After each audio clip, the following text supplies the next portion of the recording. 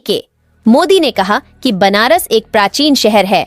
Report Jameel Akhtar, Varanasi में foreign investors India forum के वैश्विक अध्यक्ष सुप्रसिद्ध उद्योगपति राजर्षि भूपेंद्र मोदी ने होटल हिल्टन ट्री में मीडिया संघ की प्रेस वार्ता के दौरान मोदी ने कहा कि बनारस एक प्राचीन शहर है, इसलिए मैं बनारस आया हूँ, मुझे माँ गंगा ने बुलाया है। वही मोदी ने बताया कि देश को सनातन राष्ट्र बनाना अब जरूरी है और इस बार के लोकसभा चुनाव में भारतीय जनता पार्टी की सीट 400 पार रहेंगी।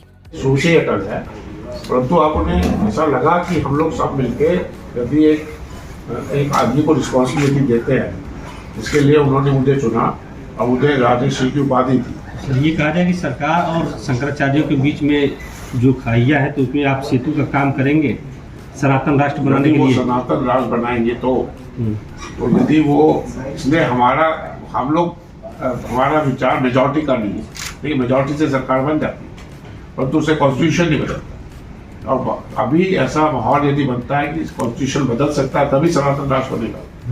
तो सनातन राष्ट्र बनाना शंकराचार्य के हाथ में नहीं है, परंतु वो तो पार्लियामेंट से ही पास होगा।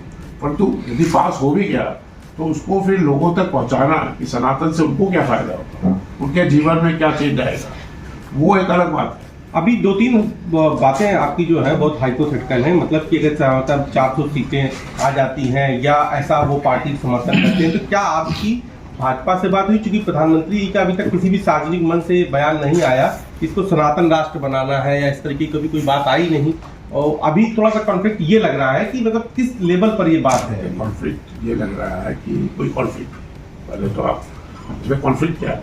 नहीं, अभी तक भाजपा की ओर से कभी क्या इच्छा है? इच्छा तो शंकराचार्यों की, हम लोग की भी।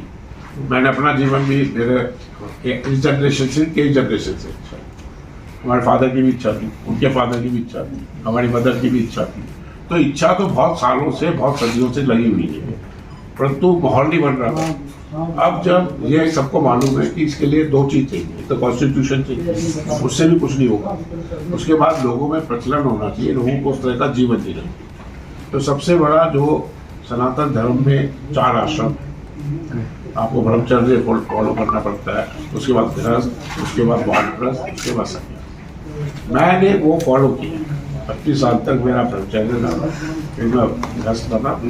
50 साल की उम्र में मैं वानप्रस्थ हो गया था और मैंने धर्म प्रसार यात्रा शुरू की। और अब 75 साल की उम्र में जब मैं संन्यास की स्टेज पे आ गया हूँ, तब शंकराचार्यों ने मुझे कार्य सौंपा। तो ये पूरी जीवन शैली बदलने का यूथ है, उसको ये भी तो बताना है कि किस तरह का जीवन जिए। आपने भी एक बात ये कही कि चूंकि हम लोग इसी वजह से ये देश छोड़ के चले गए थे और अब आपके भी पूरे बात कर रहे हैं, आप वहाँ पर विदेश में भी बहुत है। संविधान निर्माण के लिए इस देश में डॉक्टर भीमराव अम्बेडकर जी को भी जाना जाता है, तो क्या ये माना जाए कि अम्बेडकर के संविधान ठीक नहीं था? अम्बेडकर एक जगह थे उसमें, संविधान एक आदमी नहीं बनाता, संविधान तो पार्लियामेंट से बनता, उसकी एक कमेटी थी, उसके चेयरमैन थी। तो इसका मतलब नहीं कि वो ही एक आदमी थे। उस समय का जो माहौल था देश का, जब देश आजाद हुआ उस समय संविधान बना था, उसमें कई कॉन्स्टिट्यूशन चेंजेस आते भी रहे समय पर, और उसके कारण कई चेंजेस हुए भी है, क्योंकि कई चीजें संविधान में चेंज हो जाती है विद मेजॉरिटी वोट। कई चीजों के लिए आपको 2/3 वोट चाहिए। ये जो चेंज की हम बात कर रहे हैं, इसके लिए 2/3 वोट चाहिए। तो इसलिए संविधान तो बना भी है, चेंज भी बहुत हो, परंतु अब समय ऐसा है कि दुनिया में लोग भारत की प्रति देख रहे हैं, क्योंकि भारत आज दुनिया में सबसे ज्यादा लोग भारत, यूथ यहाँ पे 50% यूथ। आज जो नए बच्चे आ रहे हैं दुनिया में, वो भारत में सबसे ज्यादा आ रहे हैं। तो सारी दुनिया का जो एम है अभी भारत में, पहले भारत की कोई वैल्यू नहीं थी दुनिया में, बिकॉज वो सिचुएशन नहीं थी। बाहर भी जो लोग भारत के गए हैं, आज उन्होंने इतना पैसा कमाया है तो पूरे भारत के लोगों का है।